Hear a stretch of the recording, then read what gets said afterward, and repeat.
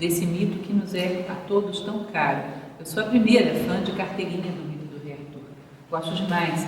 E quando fui estudar a história dos celtas, fui tentar entender o mundo céltico, o homem celta, fui tentar entender que tipo de homem gera um pensamento como esse. Que tipo de homem gera valores dessa natureza? Que tipo de homem raciocina assim, se expressa assim, cria esses símbolos? Então é muito interessante porque entendendo melhor os celtas, entendemos melhor o ciclo arturiano. Evidentemente vocês vão dizer, bom, o ciclo arturiano não é só celta, isso teve um sincretismo cristão muito grande, sem sombra de dúvida, teve. Mas vocês vão ver que por trás os valores estão intactos, os símbolos estão intactos, a expressão da realização humana que nós vemos acontecer em Camelot é a expressão do Cid celta, daquilo que eles queriam obter. Enfim, você conhecendo um pouco o perfil do homem celta, você vai vê-lo inteiro dentro do mito do Rei Arthur. Então hoje o que nós vamos fazer é um bate-papo, isso não é propriamente uma palestra, portanto a hora que quiserem interromper, fazer perguntas, estejam à vontade. É um bate-papo onde eu quero passar para vocês um pouquinho daquilo que conheço dessa civilização, que eu espero que seja útil para vocês, para que vocês possam entendê-la melhor.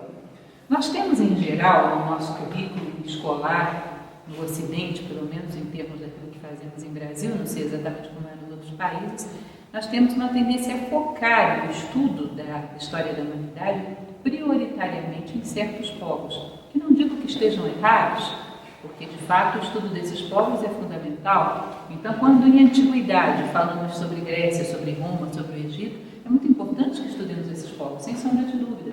Mas vocês percebem que acaba sendo um pouco excludente, um pouco etnocêntrico, sobretudo quando entra na Idade Média, né?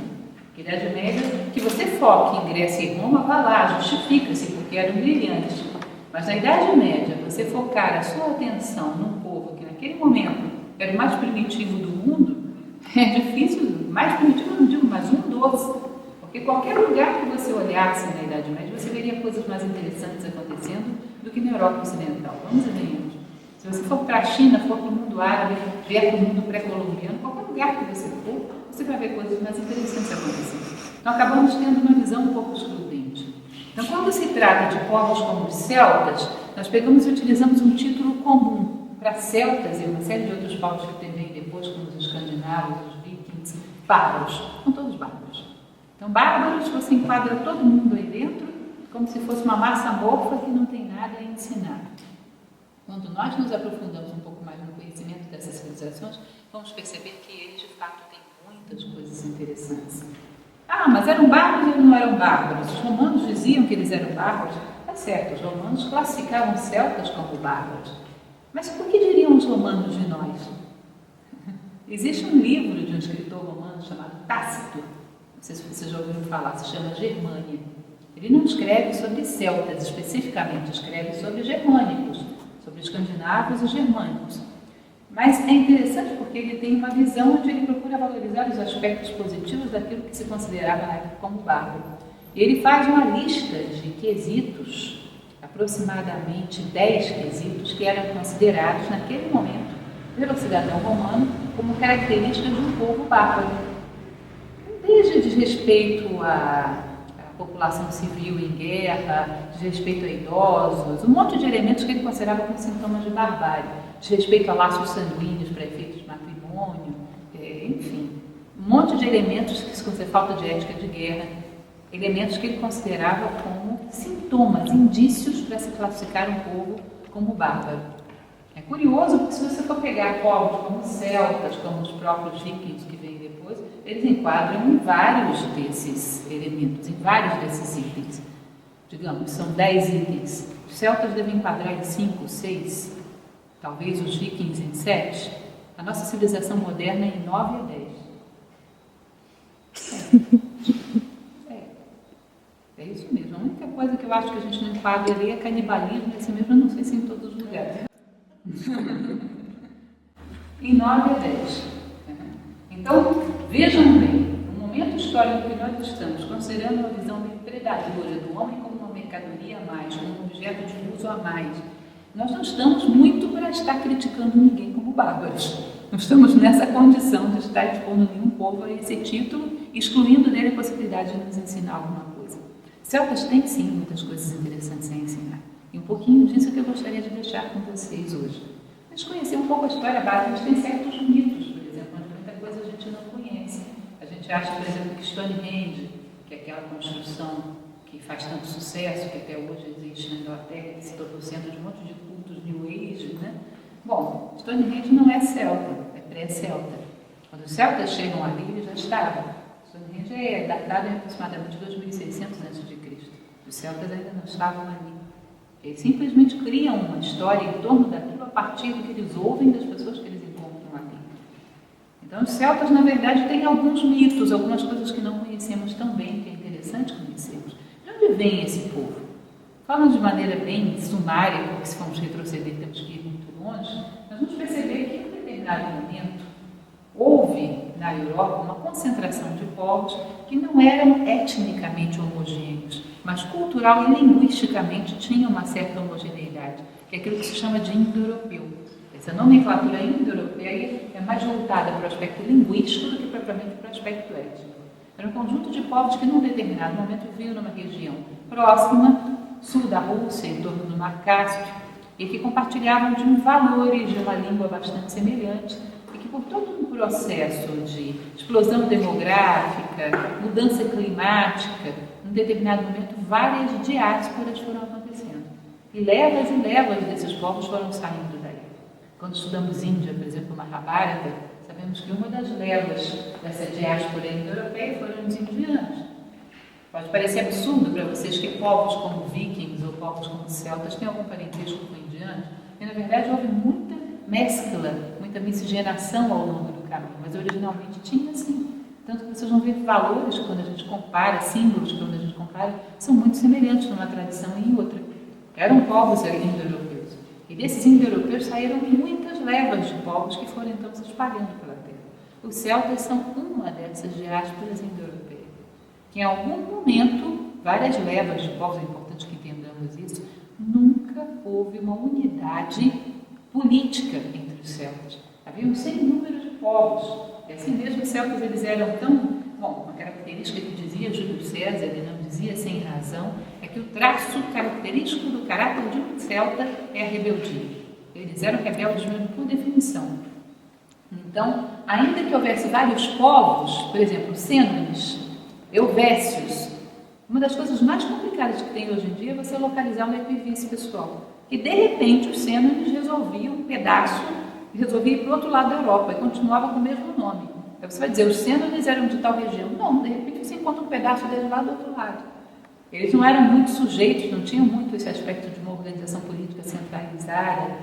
Viviam, sim, uma estrutura de subordinação entre povos, mas muito flexível. Não havia uma unidade política, nunca houve, nunca foi um povo, o povo celta. Que, aliás, nem se chamavam assim, né? Esse nome celta, que é o Troia, começou a ser usado sobretudo pelos povos greco-romanos em determinado momento da história. Então, eles tinham nomes, povos, cada região tinha lá os seus povos, os arvenos, os sênones, e os euvécios e mais um monte de povos que vocês vão ver que muitos desses nomes estão presentes hoje na toponímia europeia. República Helvética, Suíça, vem dos euvécios. Então, muito da toponímia, dos nomes dos locais, vem desses povos celtas que viviam ali. Então, eles começam a avançar em direção ao Ocidente e vão formando esses núcleos, essas povoações dentro da Europa Ocidental. De tal maneira que lá por 2000 a.C. já é perceptível uma quantidade muito grande de povos celtas vivendo na Europa. É a primeira, sobretudo aqui nesse século XIII, que eu coloquei aqui. Século XIII é quando você começa a achar cada vez mais indícios da civilização celta na Europa Ocidental. A cultura Urnfield, cultura dos campos de urnas, pela maneira como eles enterravam os seus mortos. Colocavam os seus mortos em posição fetal dentro de jarros e enterravam dessa maneira. Então, essa cultura Urnfield seria uma primeira vez que se acha mais concretamente povos celtas vivendo na Europa. Já no século VIII, já estamos aqui dentro da Idade do Ferro, já saímos da Idade do Bronze, você já encontra uma civilização muito mais organizada, que é aquilo que eles chamam da cultura Hallstatt. Hallstatt já é um estágio da civilização celta, onde eles já dominam a metalurgia muito bem. Então já é muito comum encontrar uma quantidade muito grande, sobretudo de objetos de guerra. Eram guerreiros, espadas, adornos cerimoniais, eles eram muito bons, nunca foram grandes arquitetos. Para os romanos eles eram absolutamente trogloditas, porque viviam de uma maneira precária. A maneira como eles faziam as suas cidades, digamos assim, que era o que eles chamavam de ópidum, os romanos chamavam de ópidum, foram umas casas de barro, era um negócio precário. Então eles nunca foram muito ligados nesse aspecto arquitetônico, mas eram muito bons no trabalho com o metal. Nisso colocavam muito bem. Os adornos celtas com metais preciosos são sensacionais, e também com armas de guerra. Então a Hallstatt é a época da metalurgia. Se já se encontra a estrutura da sociedade mais organizada. Eles vão ter um germe daquilo que será no futuro, aquele regime de suzerania na Europa medieval, nasce aí com os celtas. Eles tinham várias tribos, sempre tinha uma que era mais poderosa do que as outras. Aí eles faziam aquele regime que eles chamavam de Seucine, que era como se fosse uma suzerania. Várias tribos se subordinavam a uma tribo maior que se comprometia a lutar por elas em caso de guerra. E havia aí algum tributo, alguma forma de pagamento por esse serviço. Mas essa subordinação nunca teve aquela rigidez que tinha na Idade Média. A qualquer momento uma tribo daquela decidia ir embora e não se subordinar com ninguém, porque eles durante muito tempo foram nômades, iam embora mesmo, não era um vínculo tão restrito assim. Mas já havia uma estrutura militar, um rig, um chefe, não era um rei, eles se chamavam rigs, um chefe militar, uma organização social, onde você já começa a perceber os traços da civilização celta, aí em torno do 8º século a.C., a cultura Hallstatt. Aí houve um fato que aconteceu no 6º século a.C., que estabeleceu uma comunicação mais estreita entre os povos do Mediterrâneo e os celtas, que não andavam pela beira do Mediterrâneo, nunca foram lá. Os vikings vão ser bons navegadores, os celtas não tinham lá isso como grande habilidade, eram bons em batalha em terra, então eles não andavam muito pelas margens do Mediterrâneo e não tinham um contato muito próximo com aquelas cidades-estado gregas, com tudo que vivia naquela região. Num determinado momento se funda às margens do rio Ródano a colônia de Massília, que futuramente vai ser Marsella. Isso é 6º século a.C. E essa colônia, que depois vai se tornar muito próspera comercialmente, porque o local era sensacional, começa a comerciar coisas. Bom, isso era muito requintado no Mediterrâneo. Produziam mercadorias que para o mundo celta era qualquer coisa de sensacional, desde os tecidos até os vinhos, até a arte. E os celtas não tinham muita coisa a não ser matéria-prima, cobre, estanho. E eles começam a comerciar com esses povos do Mediterrâneo. Começam a comerciar com gregos. Aí os gregos descobrem a existência daqueles bárbaros, tá, que existiam para lá, homens que têm uma aparência física muito diferente deles, em geral com uma estatura bem maior, com outras características, e muito primitivos. E começam então a comerciar com eles. Agora vejam bem, os celtas eram um povo eminentemente guerreiro. Começam a perceber que na concha do Mediterrâneo havia cidades com riquezas muito grandes. A capacidade de comércio deles se dava sempre com uma grande desvantagem, porque eles ofereciam sempre só matéria-prima. E eles começam a alimentar uma cobiça em relação à posse das coisas que havia nessas cidades do Mediterrâneo. E aí nós vamos entrar em torno do 4º, 3º século a.C., na era das invasões. Vocês vão perceber que eu tenho aqui uma lista de autores clássicos falando de celtas. Até essa época, o conhecimento que se tinha dos celtas no mundo greco-romano era de um ou outro mercenário que batia lá. Eles não conheciam, não sabiam como esse pessoal vivia, não sabiam quem era. De repente, de uma hora para outra, esse pessoal entrou com tudo dentro da cidade do Mediterrâneo. Uma invasão atrás da outra. É a era das invasões. Tá? Uma das mais famosas que nós conhecemos é essa aqui, de 390 a.C. Um povo, que é exatamente esse Sênone que eu falava para vocês. Bom, e tem uma série de razões que se aventa para isso, né? Começou a haver explosão demográfica, a cobiça pelos bens, tudo isso que a gente falou. O fato é que um conjunto de povos celtas, sob o comando dos Sênones, comandado por um general chamado Brenos, resolve invadir Roma. Roma ainda estava longe de ser aquela potência invencível que seria séculos depois. Ainda era vulnerável e não estava preparada para aquilo. Então, Brenos, comandando os Sênones e mais um monte de celtas, entra em Roma em 390 a.C. Essa passagem marcou profundamente a história de Roma. Primeiro, os romanos foram pegos de surpresa. Os celtas entram, saqueiam a cidade, é curioso curioso, porque se diz que a única coisa que eles não conseguem saquear e que é preservada é o Capitólio, a morada do deus Júpiter. Que diz que os gansos sagrados do Capitólio, quando eles cruzam o portal da cidade, os gansos começam a gritar. Então, se eles fortalecem o Capitólio, é o único lugar que os celtas não entram, porque eles entram destruindo tudo. E aí se diz, porque eles tinham um hábito muito diferente dos romanos, que iam invadindo, iam anexando e formando o império. Os celtas não tinham isso, eles invadiam, saqueavam e iam embora. Eles cobram um tributo para deixar a cidade de Roma, um tributo em ouro. E era um tributo abusivo, absurdo. Aí se coloca uma balança para pesar o tal do tributo. E aí, na época, os romanos reclamam: bom, essa balança está falseada, vocês estão roubando no peso. Aí Brenos pega, tira a sua espada e joga sobre um dos pratos da balança, aumentando ainda mais o desequilíbrio, a injustiça, e pronuncia aquela frase que marca profundamente os brios dos romanos: Ve victis, ai dos vencidos. Tá? E sai de Roma carregando realmente tudo que pôde carregar. Isso é o início da investida que se faz contra o mundo mediterrâneo. A partir daí foi uma cidade atrás da outra.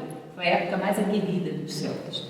Num determinado momento, algumas décadas depois, 335 a.C., havia uma leva muito grande de povos celtas acampados às margens do Danúbio. Essa é uma época muito especial, a época de Alexandre da Macedônia. E eles estavam às portas da Macedônia. Aquele bando de povos paradinhos ali.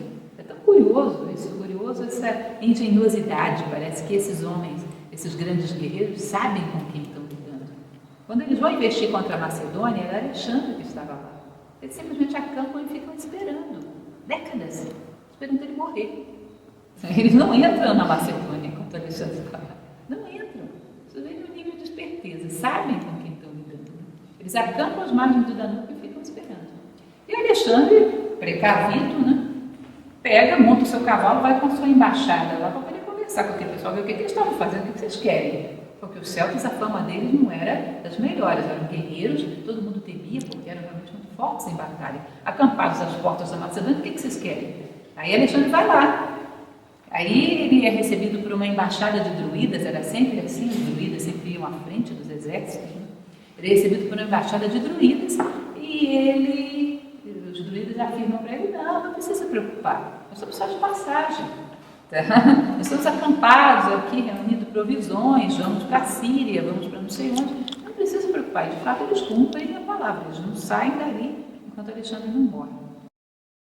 É uma passagem muito bonita, inclusive essa, que se diz que houve um druida, de Viciacos, que Alexandre aproveita a oportunidade, porque a fama dos celtas cruzava terras, e eram conhecidos como guerreiros absolutamente destemidos, que não tinham temor de nada.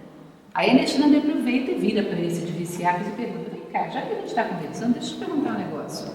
É verdade que os homens que vocês comandam não temem nada? Não têm temor? Existe alguma coisa que vocês temam, de fato? Aí diz que o de Viciacos fala para ele: olha, só tem duas coisas que um dos meus homens teme. Eles temem que o céu caia sobre a terra ou que o mar se eleve no seu leito em direção ao céu. Se nenhuma das duas coisas acontecer, é porque cada coisa está no seu lugar e fazendo o seu papel, nós fazemos o nosso e tudo está bem. Ou seja, se acontecem essas duas coisas, quebrou-se a ordem do universo. Nós vamos ver o mito do Salomão da sabedoria que explica isso bem claramente. Quebrou-se a ordem do universo, aí nós estamos perdidos, não sabemos mais o que nos corresponde. Enquanto há ordem no universo, eu sei qual é o meu papel e não há o que temer. É o que de Viciacos diz para ele. Esse episódio é muito interessante. Bom, assim que Alexandre morre, eles colocam as manguinhas de fora. E aí entram na Macedônia e vão descendo em direção à Grécia. Aí houve um erro estratégico muito grande. Eles já tinham voltado a Roma em 282 a.C., eles são derrotados em Roma, em Pelamon. Roma nessa época já era muito mais forte, não estava para brincadeira, não estava para muitos amigos. Então eles resolvem investir contra a Grécia, que era, vocês sabem, toda dividida em cidades-estado. A Grécia não era unificada. Se eles tivessem atacado uma cidade-estado, provavelmente teriam massacrado. Mas eles cometem um erro estratégico terrível. Eles marcham contra Delfos. O oráculo do deus Apolo era uma coisa que era unanimidade nacional dentro da Grécia. Todo grego amava Apolo, o deus hiperbóreo. Era uma divindade característica, portanto, todo todos consideravam o oráculo como uma questão de honra. Então, os povos gregos, as cidades-estado gregos, se unem para combater os celtas e conseguem derrotá-los, mas fragorosamente, aqui em 279 a.C., já às portas de Delfos. É interessante porque eles tiveram tempo ainda de entrarem em Delfos e não conseguiram destruir nada.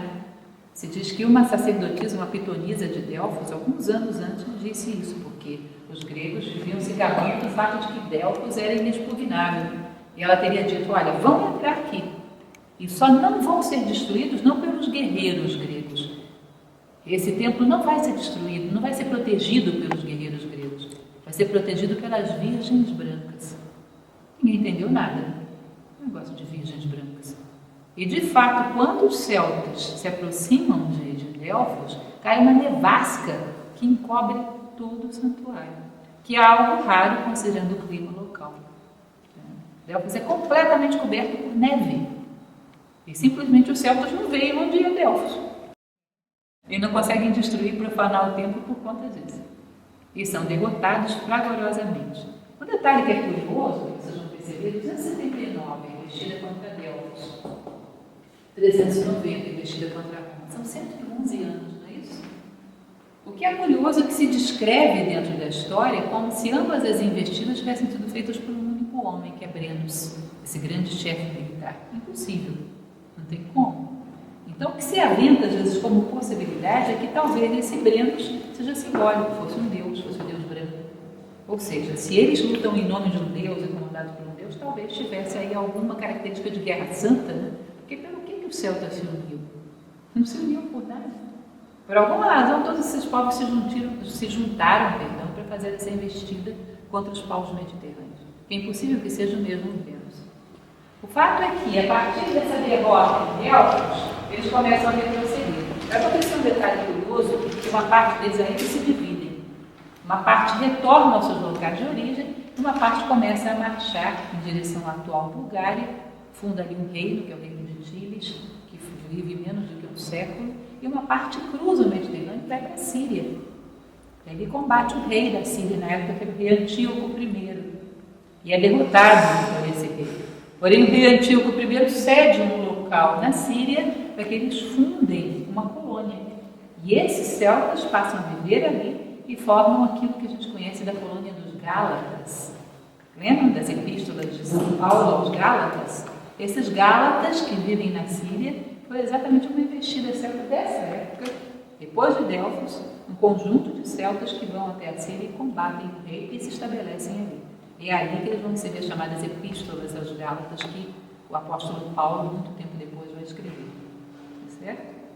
É interessante porque os celtas tinham essa característica. Muitas vezes eles se fixavam num local e perdiam totalmente contato com a sua origem. Não havia um sentido de união nacional. Então, a partir desse momento, eles retrocedem e aí começam a sofrer só derrotas. Esse foi o ápice militar dos celtas. A partir daí, só derrotas. Eles começam a ser espremidos por duas forças muito poderosas. Por um lado, Roma, que só começa a avançar. E por outro lado, os germânicos, que eram terríveis e começam a avançar também. E eles começam a ficar espremidos aí entre esses dois mundos. Vai acontecer num determinado momento, que nós vamos ver, que é curioso, de vários povos celtas irem a Roma pedirem para fazer parte da província romana, para serem incorporados ao Império Romano. Porque quando você fazia parte do Império Romano, você recebia tropas que te protegiam contra os germanos. Hoje nós temos uma compreensão muito superficial de como funcionava o Império Romano, mas o Império Romano tinha todo um critério de anexação que era muito interessante e para eles era conveniente, porque eles respeitavam a população civil, respeitavam inclusive o comando político da etnia local, eles deixavam ali as suas legiões, mas respeitavam a cultura, pegavam os deuses da região e levavam para Roma. Vocês sabem que Roma, o panteão romano, tinha deuses de toda a província. Inclusive, um dos deuses muito cultuados em Roma era Epona, que é a deusa dos cavalos, que é celta. Tá? Então, eles faziam do panteão romano uma reunião de deuses de todo o império. Tá? Enfim, era muito mais negócio ser anexado por Roma do que ser destruído pelos germanos, que eram bárbaros e saíam deixando a terra arrasada. Então, alguns deles começam a pedir para serem incorporados por Roma com o passar dos anos. Vão retrocedendo e vão sendo, então, espremidos pelos dois lados.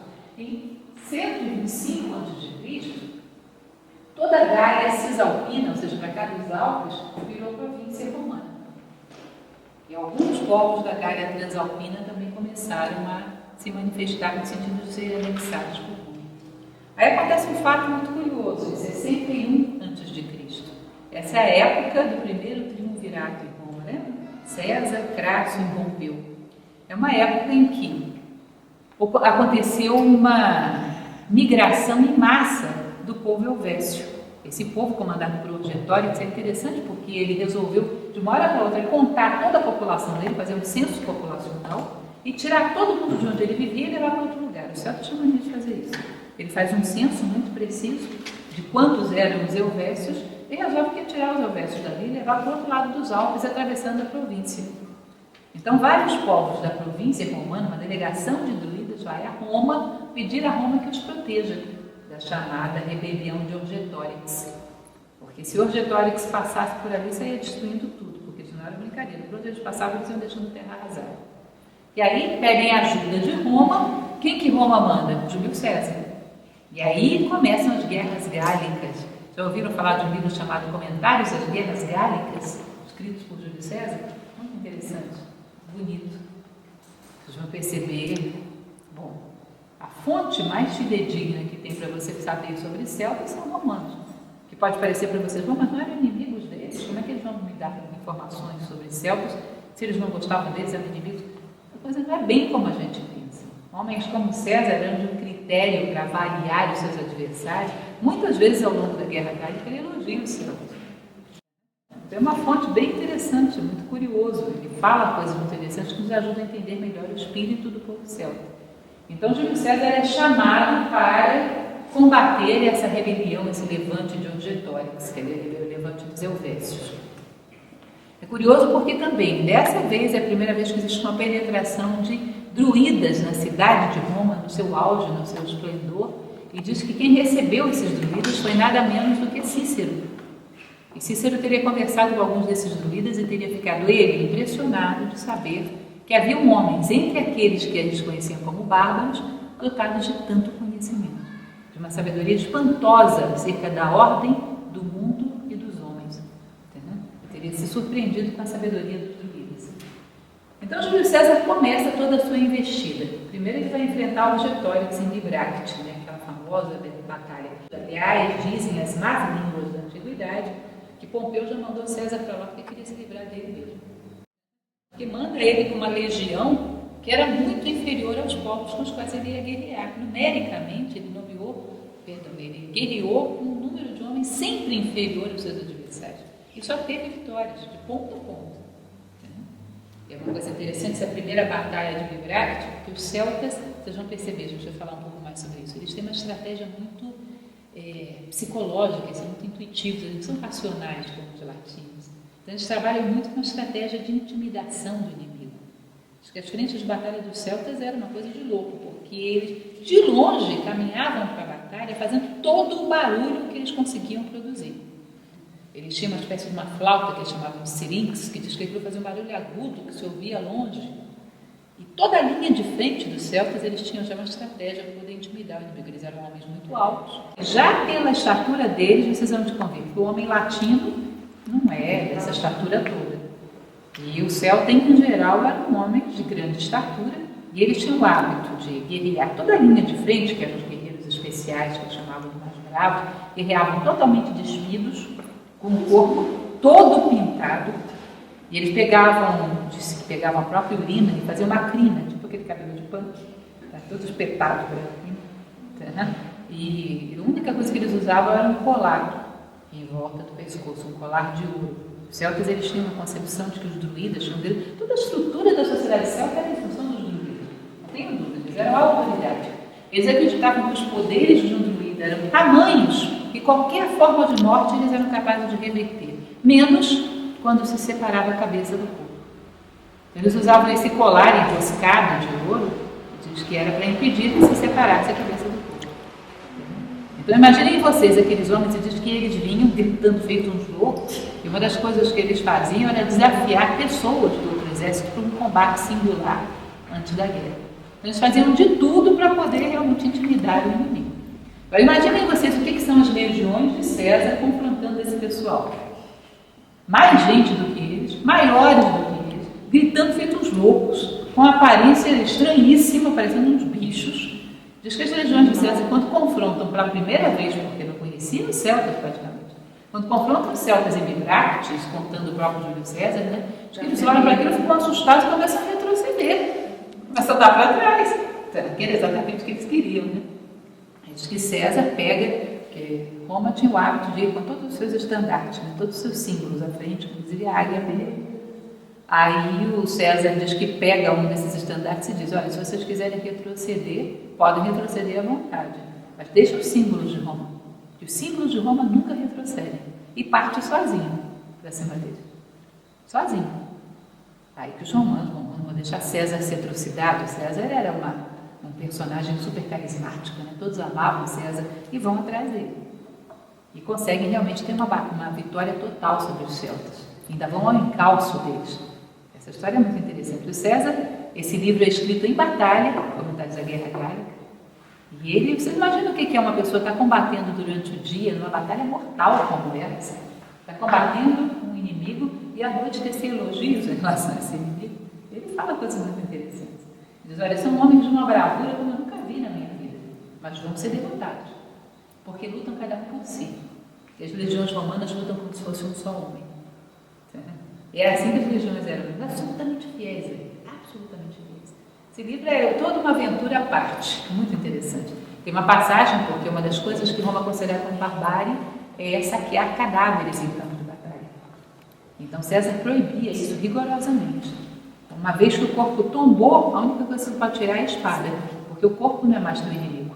O corpo pertence à família, não se podia saquear cadáveres. Mas os nobres celtas usavam muitos adornos em ouro, isso provocava às vezes a cobiça. Né? E diz que um oficial romano saqueou um cadáver, tirou joias, não sei o quê. Isso chega aos ouvidos de César em plena batalha. Eles eram minoria e um oficial fazia muita diferença. Em plena batalha, César convoca uma corte marcial e condena esse oficial à morte. Ele diz: olha, eu prefiro perder a batalha do que perder o espírito romano. Porque se eu perder o espírito romano, eu não sei mais pelo que eu estou lutando. É muito interessante, muito bonito.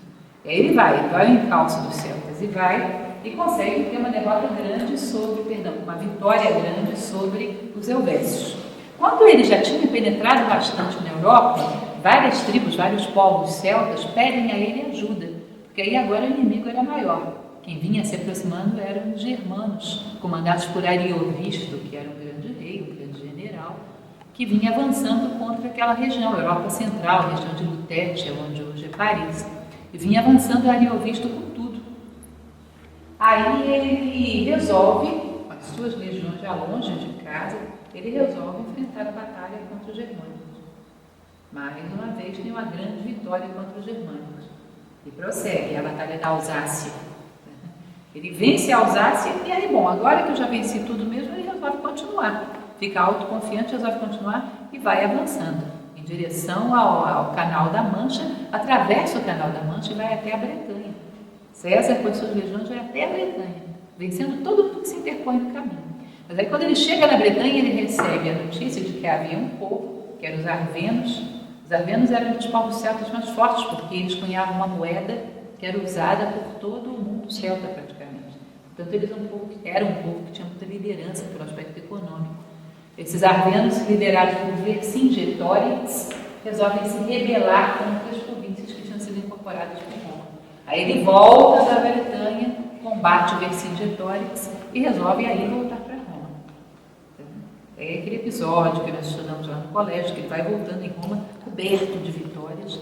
Quando ele chega às margens do rio Rubicão, Pompeu não quer que ele entre, porque, na verdade, Pompeu queria se autoproclamar imperador e César, voltando cheio de vitórias, para ele era uma ameaça.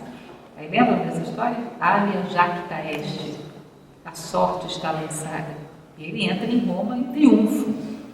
E antes que ele possa estabelecer uma batalha contra Pompeu, Pompeu foge para o Egito. Aí ele vai atrás. Aí o episódio de Cleópatra, toda aquela história que a gente conhece que não tem muito ao caso.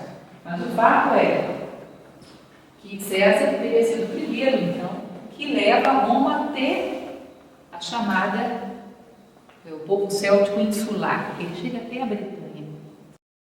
Futuramente, Cláudio, em 43 depois de Cristo, bem posterior, ele vai de fato formar uma colônia romana na Inglaterra, que é chamada colônia da Bretanha, são os bretões. E essa colônia vai perdurar, gente, até 410 depois de Cristo. Que é quando Roma, já muito enfraquecida, não tem como manter uma legião num local tão distante. E aí abandona a Bretanha. Aí vai criar uma situação muito complicada. E veja bem, esses celtas que haviam sido colonizados pelos romanos, chamados bretões, eram acostumados a um nível de vida altamente, digamos assim, para os padrões da época, requintado, civilizado, padrão romano, e cercados de bárbaros por todos os lados, porque aquela região não era brincadeira, vamos e venhamos. Tinham saxões, tinham pictos, tinham escoceses, tinham jutos, o negócio ali era feio. E sem Roma, eles não tinham como se manter. E quando Roma se retira daquela região, foi um festival de ver quem entra na Bretanha primeiro. E aí começa uma chave para uma história que a gente vai conhecer bem, que é o próprio mito do rei Arthur. Uma história muito polêmica, que ninguém sabe o que foi que aconteceu, o que não foi, porque alguns dizem que isso aconteceu na Inglaterra, outros dizem que isso teria acontecido na Bretanha francesa. O fato é que, num determinado momento, um rei, como se diz, chamado Vortigern, já ouviram falar nessa história? Vortigern percebe que ele não tinha mais como defender os bretões, porque os ataques eram duríssimos. Aí ele resolve tomar uma medida que foi um desastre. Ele pega um desses inimigos e chama para ser aliado dele, para tentar ajudá-lo a combater os demais. Se não me engano, jutos. Ele chama esses jutos e pede para se aliarem a ele. Aí o que acontece? Os jutos eram bárbaros, e eram bárbaros mesmo, nível zero de nível civilizatório. E entram na Bretanha desrespeitando propriedades, respeitando mulheres, aprontando todas. E os bretões, como herdeiros de celtas e romanos que eram, homens de brio, diziam, mas isso é um absurdo, ele não nos deu o direito sequer de lutar para nos defender. Colocou bárbaros dentro da nossa casa, isso é um fraco, um débil. E é uma revolta muito grande dos bretões contra Vortigern. E havia uma característica muito interessante dentro do povo celta, que muito acima de qualquer rei estava o druida, não tenho dúvida. O druida era a autoridade máxima em qualquer desses povos. Inclusive, eles transitavam de um povo para outro e mandavam do mesmo jeito. O druida tinha um poder tal, que quando ele considerava que um rei não era nobre o suficiente para a posição que lhe correspondia, ele executava o rei. Algum de vocês assistiu aquele filme Excalibur? Lindo, maravilhoso, quem não viu não perca, porque é o que há de melhor em dentro do livro do rei Arthur. Tem uma frase que é bem druídica: tu e a terra sois um. Os druidas diziam que o rei desposava a terra, e portanto, se o esposo não era digno, a esposa começava a fenecer, a secar, a perder a vida. Toda vez que a terra começava a secar e a perder a vida, a primeira coisa que eles iam ver era se o rei não estava fazendo alguma bobagem, não estava sendo indigno. E se estava, só tinha um jeito de devolver a vida à terra, fazendo ela ficar viúva e casar de novo. E eles faziam mesmo. Não dói a piedade, eles queimavam os reis. Os druidas faziam isso. E Vortigern, conhecedor dessa tradição que não lhe era muito simpática nem favorável naquele momento, ele resolve pernas para que te quero. Pega a sua corte, a sua família, as pessoas mais chegadas a ele e foge. Diz que foge a maior distância que ele pôde e tenta estabelecer uma fortaleza onde ele pudesse ser protegido. Lógico que aí a gente já está no terreno, gente, onde história e mito estão super misturados. Quem sabe dizer mais o que é histórico e o que é mítico? Estou contando para vocês conforme o que se registra. Diz que ele chega numa determinada região e tenta construir uma fortaleza. Ele sabe que o pessoal vai ir no encalço dele, para tentar eliminar. Tenta construir uma fortaleza e toda vez que ele começa a construir essa fortaleza, a terra treme e cai tudo. Aí ele chama os seus álbures, os seus adivinhos, aqueles que tinham ido com ele, a sua corte, e esses adivinhos dizem o seguinte: olha, debaixo dessa terra, essa é uma terra que ela não vai se equilibrar enquanto ela não for umedecida por um sangue sacrificial. E, portanto, você tem que fazer um sacrifício de sangue para que essa terra se torne propícia e você possa construir a sua fortaleza. E esse sacrifício não pode ser de qualquer pessoa, tem que ser de uma criança órfã, tem que ser sacrificada nessa região. E aí entra a história. Próximo à região onde Vortigern pretendia construir a sua fortaleza, havia um povoado. E nesse povoado havia acontecido uma história muito estranha. Uma jovem, muito bela, filha de um nobre, vivia trancada numa torre por ciúmes do seu pai, que queria para ela um ótimo pretendente, diz que entra um anjo pela janela da torre, um anjo dourado, que se une a ela. E ela engravida sem jamais ter tido contato com nenhum homem. O seu pai morre de desgosto e ela, porque isso na época era um crime, né? Ela é obrigada a responder diante dos tribunais por aquele crime de ter engravidado solteira, adultério, né? E diz que a criança nasce falando e defende a mãe nos tribunais. E essa criança, a mãe morre pouco tempo depois e ele fica órfão na cidade e ninguém queria saber dele, todo mundo tinha medo dele. Era um menino de nome Merlin. Merlin ou Miridin, era um menino estranho, cheio de poderes, todo mundo morria de medo dele e estavam loucos para se livrar dele. Aí daqui a pouco chegam os homens de Vortigern procurando uma criança órfã para sacrificar. Oh, que coisa propícia, não é que eu conheço uma? Eu conheço uma que serve perfeitamente o que vocês estão precisando.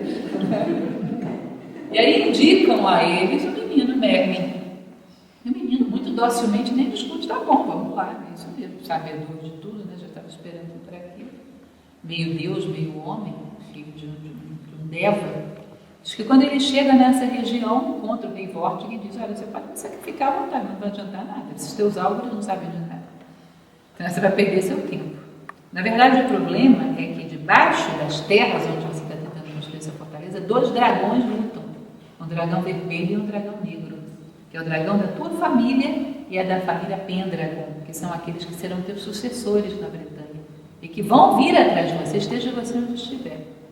Enquanto você não pacificar esses 2 dragões, você não construirá essa fortaleza. Eu posso pacificar os dragões, mas uma coisa eu te digo: eu não posso evitar que eles venham e cobrem o teu sangue. Mas cedo ou mais tarde você vai morrer na mão dos Pendragon.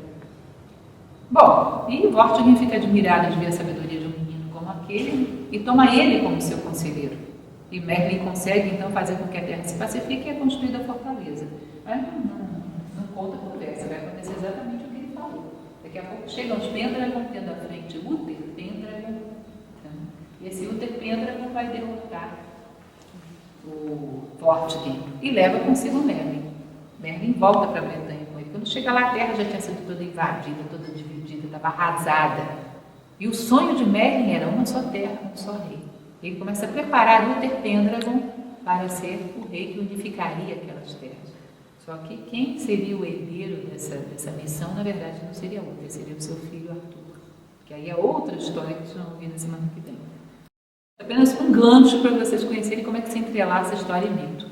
Todas as histórias, todo o ciclo arturiano, em geral, se situa em torno do 6º século depois de Cristo. Essa época conturbada em que a Bretanha teria enfrentado os saxões em batalha, comandados por um general, um rei, um ser muito especial, chamado Arthur. Que aí há quem acha que existiu, há quem acha que nunca existiu, existe uma polêmica que não termina nunca em relação a isso. Então esse é o gancho histórico, para que eles conheçam o mito do Arthur, tá certo? Bom, agora vamos falar um pouco mais sobre alguns elementos da civilização. Como eu falei para vocês, os celtas, eles nunca tiveram grandes estruturas de cidades. Eles tinham aquilo que César chamava de óppidum, que eram grandes povoados cercados por muralha e fosso. Esses povoados chegaram a ser de mais de 2.000 hectares na época final dos celtas, maiores do que muitas cidades medievais, inclusive. E nessa região havia uma série de casas, eles não tinham escravidão. E essas casas, inclusive, se diz que não dava para localizar, para distinguir bem qual era a casa do chefe, qual era a casa dos subordinados, era tudo mais ou menos da mesma... Não tinha muito requinte nesse aspecto de moradia, de construções. Isso não era bem a especialidade deles. Essas tribos eram subordinadas ocasionalmente, como falei para vocês. Um aspecto que é interessante a gente considerar é o aspecto da educação. Como era feito o processo de educação? O que se considerava como educação entre os celtas? Bom, eles dominavam algo da escrita, uma escrita muito rudimentar, que só era usada para fins comerciais. Tanto que vocês vão ver que as tradições dos deuses celtas é dificílimo a gente saber exatamente o que significavam, porque cada povoado tinha seus próprios deuses e não há nada registrado sobre isso. Eles achavam que escrever sobre o sagrado profanava o sagrado, eles não escreviam sobre esse assunto. A escrita era muito rudimentar e só para fins comerciais. E o grande educador, por excelência, dentro da civilização celta, era o druida. Druida, etimologicamente, vem de druid, ver longe. Eles eram o ápice da civilização.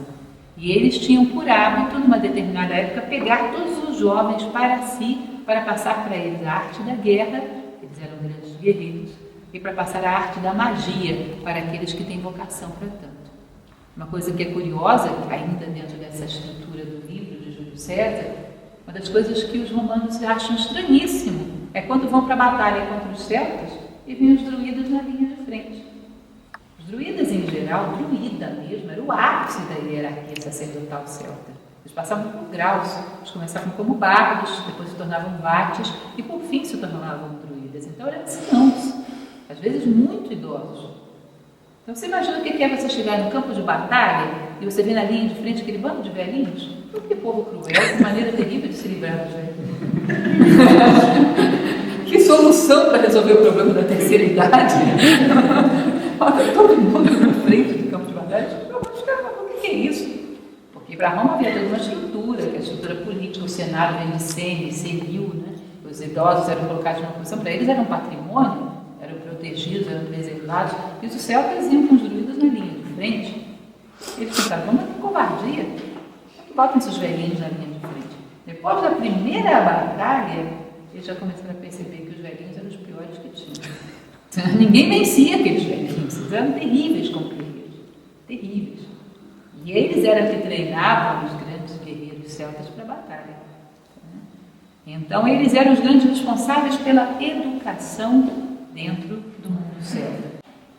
Então, esses jovens que tinham toda essa vocação mística sacerdotal eram separados da comunidade e começavam a ser treinados. Primeiro para serem bardos, que eram aqueles que usavam túnicas azuis. Eram aqueles que elaboravam os cantos épicos, eram aqueles que difundiam toda a mitologia céltica. Depois os vates, eram aqueles que eram dedicados à medicina e às curas mágicas, eram os das túnicas verdes. E por fim, druidas, que eram os das túnicas brancas, era o ápice da hierarquia sacerdotal. Então eles eram os grandes educadores. A estrutura da educação entre os celtas era muito comum o hábito da adoção. Os garotos, eles saíam da sua família aos 7 anos e passavam a viver com outra família dentro da mesma comunidade. E só retornavam aos 16. Era muito comum esse troca-troca de filhos. Se dizia que às vezes o laço emocional com o filho sanguíneo impedia que se desse a educação correta para ele. Então eles trocavam os filhos. Eles consideravam que isso estreitava os laços dentro da comunidade e fazia com que a educação fosse mais isenta e mais sóbria.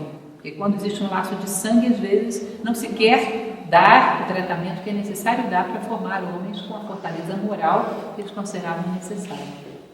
Então era muito comum essa troca-troca dentro da sociedade. De 7 a 16 anos era a adoção. Então, os filhos eram trocados. Você vê isso às vezes em obras que falam a respeito da tradição celta, mostram isso. As crianças eram todas trocadas. Meninos e meninas? Meninos e meninas, eram trocados de família. Então, eram educados de 7 a 16 anos por outra família dentro da mesma comunidade, mas uma família adotiva. Tá? Depois retornavam às suas famílias originais. Vocês vão ver que a estrutura da sociedade celta era conformada em cima do clã. Então havia aquele chefe, que normalmente era o mais experiente, o que defendia aquela comunidade, aquele povo, e os clãs familiares subordinados a ele. Tá? Uma estrutura que é muito interessante, porque em se tratando de justiça, da maneira como a justiça era exercida, é muito difícil você estabelecer regras comuns, considerando que cada comunidade celta tinha regras próprias e eles nunca foram unificados. Mas tem algumas coisas que são muito comuns que eu acho muito interessantes. Em primeiro lugar, o druida como juiz inquestionável de qualquer questão. O druida era capaz de julgar desde o rei até o mais comum dos homens. E o julgamento deles era indiscutível.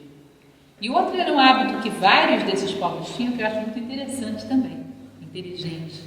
Como toda a sociedade era conformada de clãs familiares, eles tinham uma lista de tributos relacionados a qualquer penalidade que se cometesse. Imaginem vocês, lista de preço de penalidades. Desde o crime mais pesado até o mais simples, tudo tinha preço. Ou seja, uma vez que esse crime era cometido, tinha que ser pago. Agora, detalhe, o preço não era pago só pelo infrator, era pago igualmente por todos os membros do seu clã. Todos. Então, se alguém do seu clã cometesse um assassinato, você estava arruinado. Levava a família inteira à ruína. Agora vocês imaginam o que era o efeito psicológico disso? Imagine que dentro do nosso clã, um garoto começou a ter um comportamento meio estranho. Todo mundo de olho nele, porque se ele fizer uma besteira qualquer, ele leva todo mundo à falência. Não é isso? Uma característica que é interessante em relação aos celtas é a forma como tratavam a mulher, o papel da mulher. Precisamos convir que para aquele contexto histórico, tanto a sociedade grega quanto a romana era uma sociedade muito patriarcal. E os celtas sempre deram à mulher um tratamento muito especial. A mulher tinha um valor muito grande dentro da sociedade. As mulheres tinham direito a propriedades, tinham direito a divórcio, tinham direito, inclusive tinham dever, no caso de terem propriedade, de irem à guerra. As mulheres, em alguns casos, apoiavam, guerreavam juntos. E tinham liderança política, era uma série de coisas que, para o contexto greco-romano, eram muito estranhas. Disse que é característico de certas civilizações, os próprios egípcios eram assim também, tinham um grande respeito pela figura feminina. E a sociedade celta é uma sociedade muito intuitiva e de caráter muito feminino. Nós vamos ver que, inclusive, a descendência dos celtas era matrilinear. O que vem a ser descendência matrilinear? Dentro dos clãs, sobretudo os celtas insulares, dentro dos clãs, o sobrenome de uma pessoa relacionava-se com a sua ancestral feminina. Ou seja, se vocês pegam um herói como, por exemplo, Conchobar Maquinessa. Maquinessa significa filho de Nessa. Não necessariamente filho, às vezes é uma avó, uma bisavó. De quem era o pai? Isso era irrelevante. Eles consideravam a questão matrilinear, ou seja, a descendência feminina. O aspecto da cultura é todo ele muito feminino. Então, o papel da mulher é muito forte dentro da civilização celta. Conta-se uma história muito interessante, que isso é história, não é mito, que em 61 d.C., uma das províncias romanas na Bretanha era a província dos Icenos, era o povo dos Icenos. E, numa ocasião, o rei dos Icenos, que era Prasentados, morre em batalha. Para os celtas, a coisa mais natural do mundo é que, quando morria um rei, assumisse a rainha o poder. Isso era um processo muito comum. Então, quando morre Prasentados, assume Boudica, a rainha Boudica, com todas as suas filhas. Tinha um monte de filhas, acho que tinha 5 ou 6 filhas, uma coisa assim. E sobe a rainha ao poder. E mandam avisar em Roma que agora, se quisessem tratar com aquele povo, que falassem com ela, que ela era a governante. E aí, quando chega o emissário em Roma, é ridicularizado, porque para eles era um absurdo. Eles consideravam ridículo que uma mulher estivesse no poder. E aí, quando esse emissário volta aos Icenos e diz para eles que tinham sido maltratados e que tinham ridicularizado a rainha, os Icenos se revoltam e saem lutando contra todas as províncias romanas da região para vingar a honra da rainha. E saem fazendo um bocado de estrago até serem derrotados. Ou seja, era absurdo para eles que os romanos não aceitassem que a rainha havia assumido o poder. Então diz que eles vão à batalha com Boudica à frente, com todas as suas filhas à frente, porque se sentiram desonrados, porque para os romanos era absurdo que uma mulher assumisse o poder. Então é muito interessante esse aspecto. Eles tinham uma consideração muito grande pelo papel da mulher. É uma civilização que tem esse toque, nós vamos falar sobre isso quando falarmos de uma astrologia, sobre a astrologia. Quando você conversava com um celta, ele não dizia para você, te vejo daqui a 10 dias. Ele dizia, te vejo daqui a 10 noites. O aspecto dele estava muito voltado para esse aspecto mais psicológico, noturno mesmo, mais feminino, do que para o aspecto diurno, solar, masculino. Então tinha muito isso de intuitivos, impulsivos, uma civilização que tinha todo um perfil muito voltado para esse lado mais feminino. Bom, em relação à arte, também uma curiosidade. Alguns dos elementos que a gente conhece hoje em dia, talvez não saiba, alguns já devem saber, de símbolos como esse, que são a cruz celta e a triskele, são símbolos que depois são fortemente incorporados pela arte medieval. Muito comum você ver símbolos desse tipo em igrejas cristãs medievais. Embora os símbolos originalmente, algumas vezes até contradissessem os dos dogmas cristãos, como, por exemplo, a cruz celta, que representa simbolicamente a ideia da reencarnação, que existia, era aceita, era praticada entre os celtas. Esses símbolos eram muito utilizados como elementos de adorno dentro da arte celta. Sempre a arte deles era mais voltada para um aspecto não tão racional como era o greco-latino, mas mais intuitivo, mais de insinuar do que mostrar claramente. Você vê uma coisa muito interessante dentro de dois estilos da arte celta, que eles chamam de estilo Cheshire e estilo Disney. Eles pegavam vasos, por que botaram esse nome, Disney? Porque parece desenho animado. Eles pegam um vaso, quando você roda, é a figurinha em movimento. Tem várias etapas do movimento da figura, toda a volta. E o estilo Cheshire é o estilo gato da Alice, que eles chamam. Eles pegam dentro de uma figura e vão colocando, sei lá, pedaços. Querem mostrar um homem, eles mostram primeiro só um braço. Depois, mais adiante, a cabeça. Mais adiante, a perna. Eles vão colocando um elemento meio fragmentado. Não é um aspecto daquela arte apolínea que havia entre os gregos-romanos. É uma arte mais intuitiva, mais voltada para esse aspecto mais místico e intuitivo. E para os gregos era muito estranho. Lógico que depois que houve o contato com o mundo grego-romano, eles sofrem muita influência e muito disso é adaptado. Mas, a princípio, a arte celta é totalmente diferente do padrão mediterrâneo.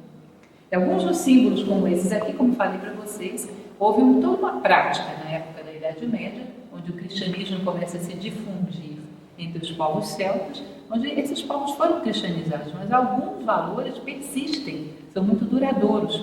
E aí vem aquele princípio que a gente conhece tão bem: se você não pode vencê-los, una-se a eles. Então, alguns símbolos foram incorporados dentro de toda a iconografia cristã.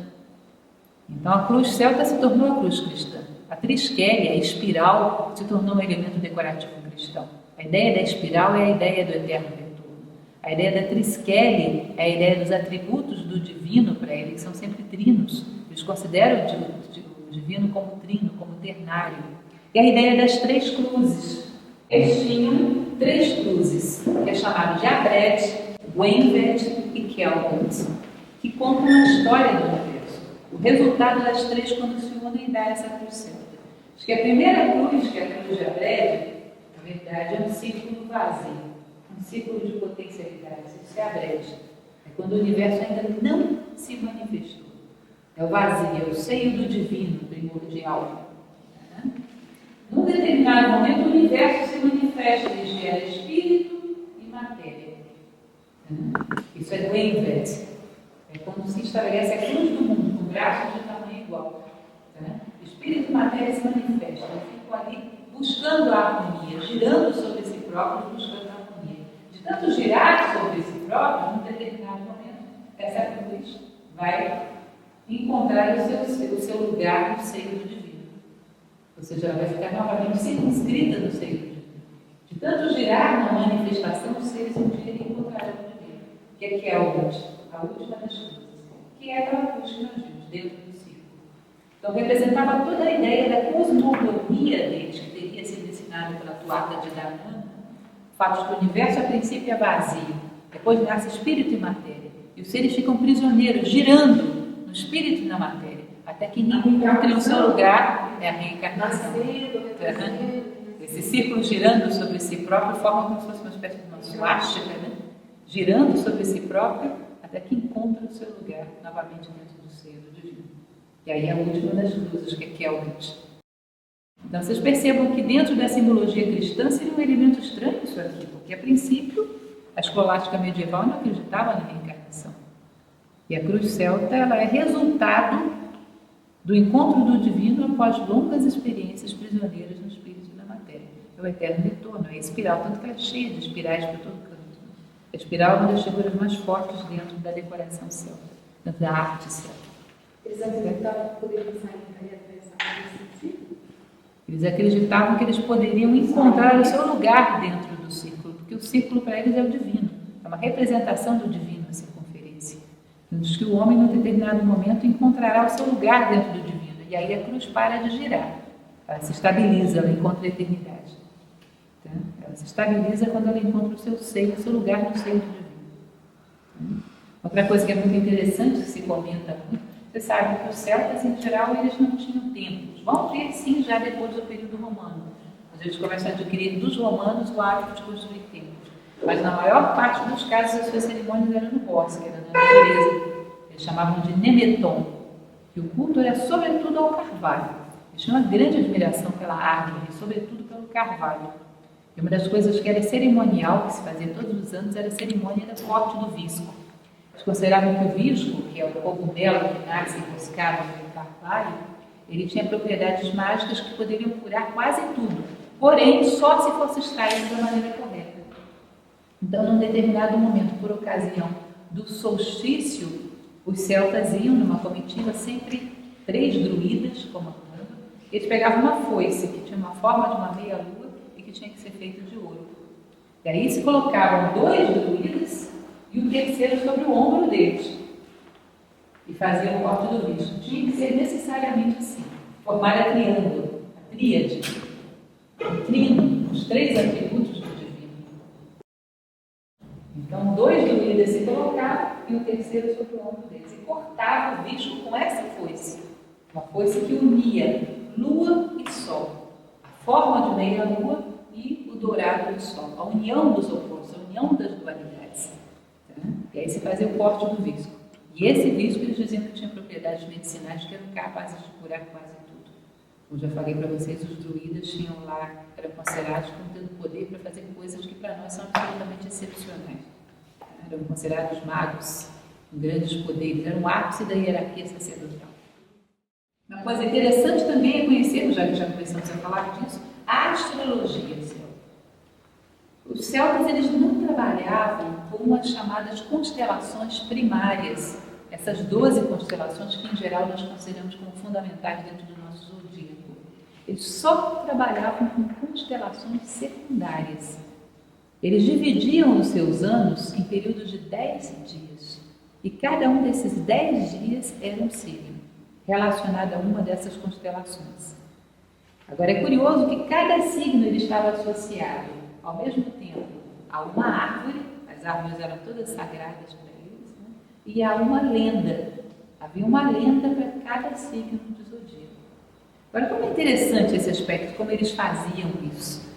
Ao invés de eu chegar para você e dizer, olha, os nativos de Capricórnio têm tal e tal e tal comportamento. Não. Eu crio toda uma história, uma lenda, uma fábula, onde eu coloco 3 personagens, digamos, contracenando. Cada um deles se comportando segundo o que é próprio do signo. E aí, ao contar a história, você entende como é Capricórnio, como é Peixes, como é Sagitário, por exemplo. Cada um desses signos tinha uma lenda, uma árvore associada a eles, uma constelação, evidentemente. Então, vocês vão ver que alguns desses signos eram considerados especiais em relação a outros. É o signo do Rei Sabugueiro. Deixa-me achar ele aqui. O Rei Sabugueiro é do período de 15 a 24 de março. Alguém nasceu nesse período?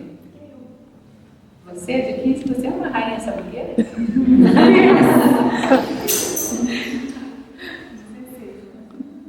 15 a 24 de março, que para eles está associado ao símbolo do triângulo, e é a árvore, né, que é o sabugueiro.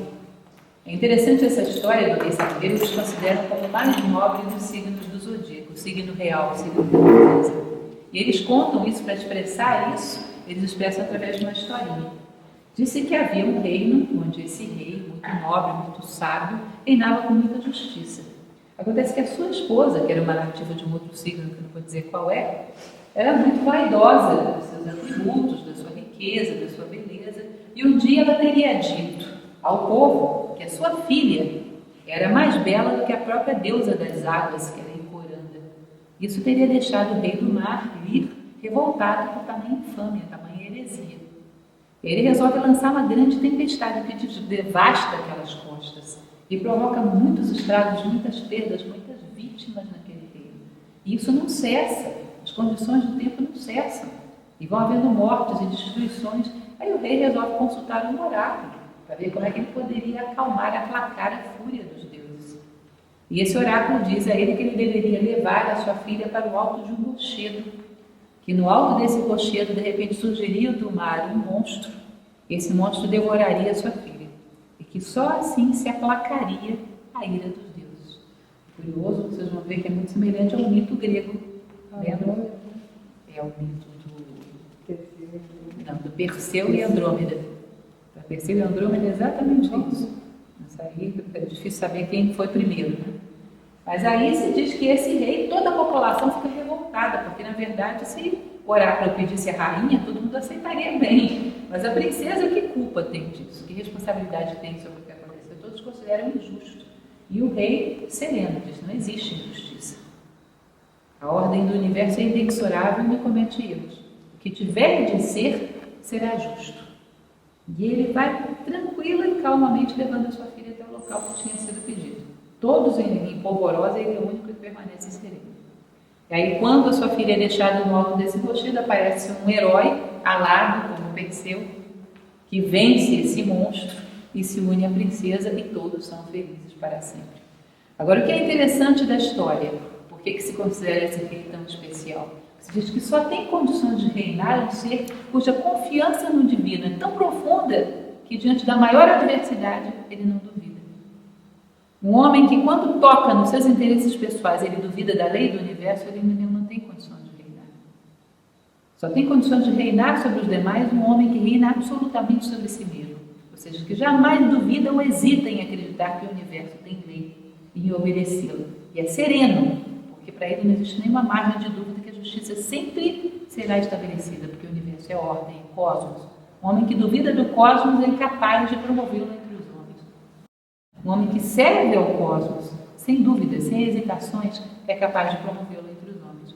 Então, essa absoluta serenidade, essa absoluta confiança, vocês vão ver também um pouco no mito cristão, né? Quando você pede a Abraão que leve lá o seu filho, ele sabe até o último momento que vai ser justo e vai sereno. E no último momento o filho dele é substituído por uma corça. Lembram disso? Tem várias passagens simbólicas que mostram isso. O homem que não duvida, é sereno, acredita no Dharma, como dizem assim diante. Essa característica de confiança, de visão do universo como cosmos, para eles é característica do rei, o rei sabugueiro.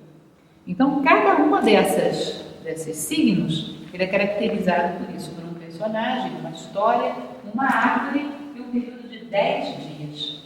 Toda a sua astrologia é caracterizada dessa forma. E a figura do guerreiro celta, também é uma coisa interessante para que a gente conheça um pouco melhor. Talvez vocês já tenham visto em livros, isso aqui é uma transparência antiga do tempo que se utilizava retroprojetor. É uma figura muito interessante para a época, porque inclusive essa peça de vestimento, que é a calça comprida, braca, muito raramente se usava. Era uma peça muito desconhecida, por exemplo, entre os latinos. Era um homem de grande estatura, em geral, lógico que isso não era generalizado, havia variações étnicas, mas em geral era um homem de grande estatura, mas sobretudo o que destaca na figura do homem celta era a sua bravura. Diz que eles eram treinados desde pequeno para serem guerreiros que não temiam nada. E isso era legendário, proverbial. Todo celta era um homem bravo e destemido a extremos. É uma coisa interessante porque se diz que os druidas o educavam desde pequeno para imaginar que no horizonte existe uma ilha de bem-aventurança, uma ilha onde vivem os guerreiros que eles conheciam como Cid. E diz que os druidas o treinavam da seguinte maneira: olha, quando você for para a frente de batalha e os inimigos se perfilarem à sua frente, você jamais olha para os inimigos. Olha no horizonte por trás deles e vê o Cid. O teu objetivo é chegar ao Cid. Você só tem que tirar aquela gente do meio do caminho, que eles estão atrapalhando. Só isso que você tem que fazer. O teu objetivo é o Cid, que está no horizonte, que é a morada dos guerreiros venturosos e bravos. Então diz que eles iam com esse intuito. Eles iam para tirar quem estivesse no meio do caminho, porque o destino deles já era o Cid. E é muito interessante, aí sim entra a história do Salmão da Sabedoria, que é uma das lendas que se conta que justificaria essa coragem dos celtas, essa maneira que tinham de acreditar na ordem do universo, de tal maneira que nunca temiam. Havia uma lenda, que é essa lenda do Salmão da Sabedoria, que vou contar para vocês bem resumidamente, porque é uma história longa, mas se diz que em algum lugar celeste haveria um salmão. Esse salmão seria sagrado, um salmão vermelho de nadadeiras douradas, um salmão púrpura de nadadeiras douradas. E que esse salmão viveria num lago, nesse local celeste. e que nesse lago haveria uma fonte que nunca cessava de jorrar. E as margens desse lago uma amendoeira que nunca cessava de dar simultaneamente flores e frutos. Então diz que durante todo o ano esses frutos, essas amêndoas, caíam dentro do lago. E o salmão se alimentava delas. Diz que a alegria do salmão ao se alimentar dessas amêndoas fazia com que a fonte nunca parasse de jorrar. O fato de que a fonte nunca parasse de jorrar fazia com que a amendoeira nunca parasse de dar simultaneamente flores e frutos. E o fato de que a amendoeira nunca parasse de dar flores e frutos fazia com que o salmão nunca parasse de se alegrar. Então a alegria dele alimentava a fonte, que alimentava a amendoeira, que alimentava novamente a alegria dele. Ou seja, era o eterno retorno. Então os druidas ensinavam a esses guerreiros celtas que se eles temessem a vida ou temessem a morte, eles estavam quebrando esse círculo. Estavam se negando a alimentar o salmão da sabedoria. E se eles se negavam a alimentar o salmão da sabedoria, eles jamais chegariam a ser dignos de conhecer os seus mistérios. Se fariam inimigos desse salmão, quebrariam o ciclo da vida e, portanto, jamais seriam dignos de conhecer os seus mistérios. Então, para eles era uma questão de honra. Há que alimentar o salmão da sabedoria. Há que alimentar o ciclo da vida. Portanto, não temiam nem a vida, nem a morte. Esses guerreiros que tão fortemente impactaram Júlio César, todos aqueles que se confrontaram com eles, todo esse espírito heróico, vocês vão ver que vai ressurgir, como vamos falar um pouco na semana que vem, no mito do rei Arthur, vai ressurgir nas lendas do ciclo arturiano. Tudo isso está por trás de um Arthur, está por trás de um Galahad, está por trás de um Parsifal, de um Lancelot do Lago. Esse espírito bravo, esse espírito de força, esse espírito de sacralização da vida, de considerar, de acreditar no universo todo ele sagrado. Depois isso vai desaparecendo na história, ressurge um pouco no espírito dos templários, desaparece novamente na história. Para que no nosso momento comecemos novamente a falar dessas coisas, ouvir falar, e hoje novamente está na moda o mito do rei Arthur, os ciclos célticos, embora seja mais moda do que propriamente uma reflexão. Consideramos uma curiosidade histórica, mas ainda estamos longe de entender o espírito profundo que governou esses povos. Um espírito de bravura, um espírito de desafios, um espírito de sacralização da vida. Todo um hábito muito intuitivo de acreditar na ordem, na lei da vida e, portanto, não ter nada a temer. Como eu falava para vocês de início, eu considero um pouco injusto intitularmos esses povos com tanta coisa a nos ensinar de bárbaros. Eu acho que talvez esse atributo de barbárie coubesse melhor em outros momentos históricos, talvez até no nosso mesmo. Acho que todas as civilizações não foram perfeitas. Tiveram, sim, seus aspectos de barbárie, tiveram, sim, seus aspectos de precariedade, de violência. Nenhuma civilização foi perfeita. Porém, como filósofos que somos, há que procurar sempre aprender do que há de melhor na história. Como dentro de sala de aula, no curso de filosofia, a gente costuma fazer, né? Costumamos falar. Todo fruto tem o seu ciclo de plenitude, tem o seu ciclo de podridão. Mas se você quer conhecer qual é o sabor de um fruto, não vai comê-lo podre, vai comê-lo na plenitude do seu sabor. Portanto, nós somos lixeiros da história. Não vamos pegar dos celtas o fato de que não tinham grandes cidades, nem grandes hábitos de higiene, ou seja lá o que for. Vamos pegar deles essa bravura, essa força, sobretudo essa profunda crença nas leis da vida, nos mistérios. Esse respeito absoluto, porque, na verdade, os celtas sempre foram, de uma certa maneira, uma teocracia. Porque o respeito absoluto sempre se fez em direção ao sagrado, ao sacerdote, ao druida. Essa visão do universo todo ele, cheio de força, cheio de vida, todo sacralizado. Os templários têm isso? A relação deles? Os templários se inspiram muito nos ciclos arturianos, né, em todos os mitos, porque esses mitos vão sendo fortalecidos ao longo da Idade Média. Na Idade Moderna desaparecem e vêm ressurgir novamente na Idade Contemporânea. Você vê que todo o ciclo arturiano, dos escritores que escrevem sobre o ciclo arturiano, começa no século VI e vai até o século XII, XV, com Thomas Mallory. Ou seja, isso atravessa a Idade Média. Os códigos de cavalaria se inspiram muito nisso. Vocês vão ver primeiro Geoffrey de Monmouth, depois Chrétien de Troyes, depois Thomas Mallory, depois Wolfgang von Eschenbach, que é onde Wagner vai se inspirar para escrever o seu Parsifal. Né?